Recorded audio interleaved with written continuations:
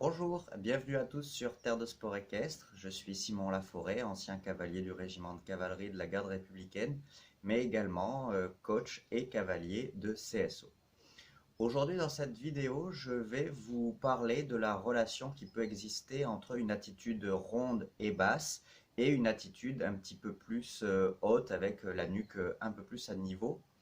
Parce que j'ai été contacté comme quasiment tous les jours par mes cavaliers, par une de mes cavalières inscrite au programme Cavalier Premium TDSE. Donc c'est un programme dans lequel je coach les cavaliers à distance pour les aider à régler leurs problèmes de manière très personnalisée puisque nous échangeons sur leurs soucis et que du coup je leur donne des pistes de travail pour améliorer les points qui leur semblent les plus faibles. Et donc hier, cette cavalière m'a fait un petit débrief de sa séance. Elle a sauté avec son cheval.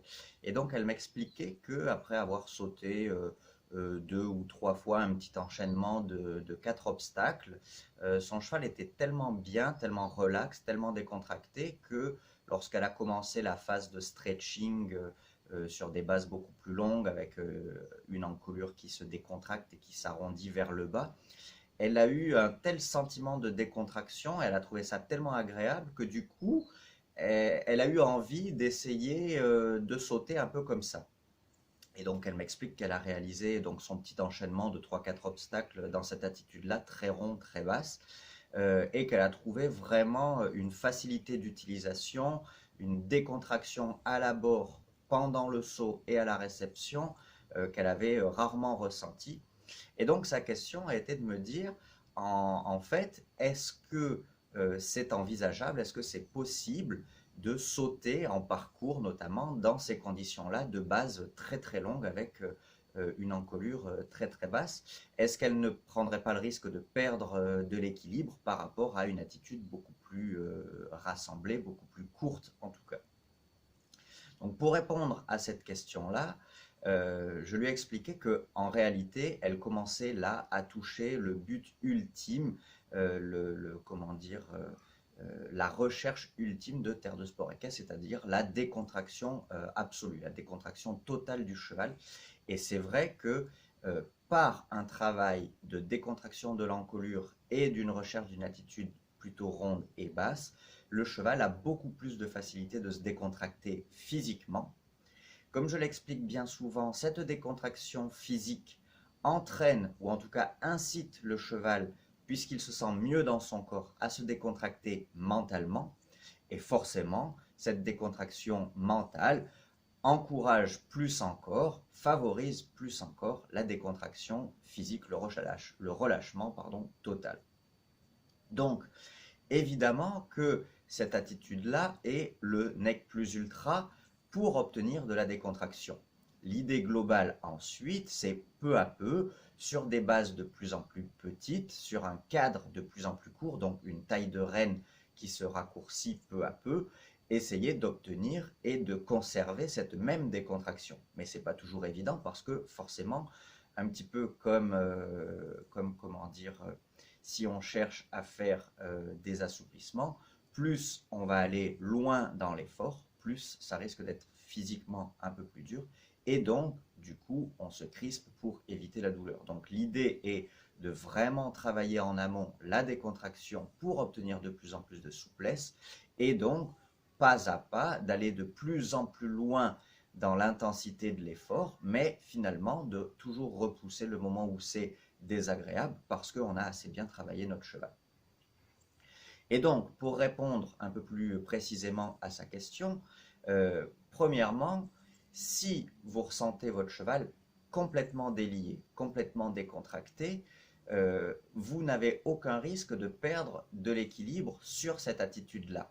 Pourquoi? Parce que pour ne pas tomber, le cheval a deux possibilités dans cette attitude-là. Soit il maintient et il tient son garrot, soit il s'effondre sur vos rênes. Mais s'il s'effondre sur vos rênes, vous n'avez plus du tout cette facilité d'utilisation, cette décontraction et ce relâchement. De notre côté, il faut bien prendre en compte, et ça je l'explique dans les vidéos où je parle de l'équilibre, que le siège de l'équilibre, par rapport à ce que l'on peut nous faire croire dans certaines pensées, le siège de l'équilibre n'est pas situé au niveau de la nuque du cheval, mais bel et bien au niveau du garrot du cheval. Donc, si le garrot se tient, le cheval est en équilibre. Bien sûr que si, en plus d'un garrot qui se tient, qui se soutient, vous avez un abaissement des hanches et vous avez un relèvement de l'encolure, vous avez plus encore d'équilibre. Mais il faut faire la différence entre être en équilibre, plus ou moins, d'accord, et être en déséquilibre. Ce n'est pas parce que votre cheval a forcément l'encolure vers le bas qu'il est forcément en déséquilibre.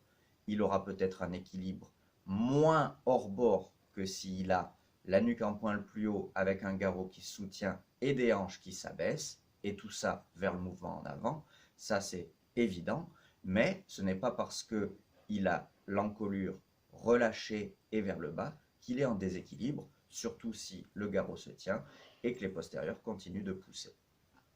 Donc pour répondre à ta question, est-ce que tu peux aller en piste comme ça? Oui, oui, en soi, rien ne t'empêche d'aller en piste comme ça. Le seul inconvénient auquel tu risques d'être confronté, c'est que forcément sur des bases beaucoup plus longues, et pour permettre à ton cheval de se décontracter comme ça vraiment vers le bas, tu vas devoir le monter avec des rênes plutôt longues.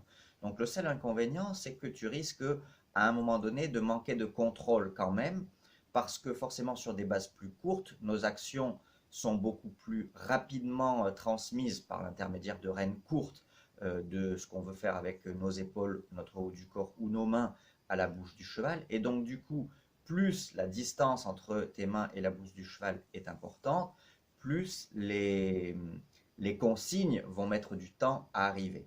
Donc ça, c'est la première des choses, c'est que du coup, voilà, tu risques de manquer un peu de contrôle. Le deuxième petit souci auquel tu risques d'être confronté, c'est que bien souvent, c'est assez compliqué d'obtenir, ou en tout cas de conserver ce relâchement d'un bout à l'autre du parcours. Bien souvent, le concours excite un petit peu le cheval, le parcours en lui-même crée des difficultés techniques qui peuvent peu à peu nous faire perdre un petit peu justement cette décontraction. L'enchaînement des obstacles, l'enchaînement des difficultés techniques font qu'à un moment donné, c'est compliqué de conserver toute cette décontraction du début jusqu'à la fin du parcours.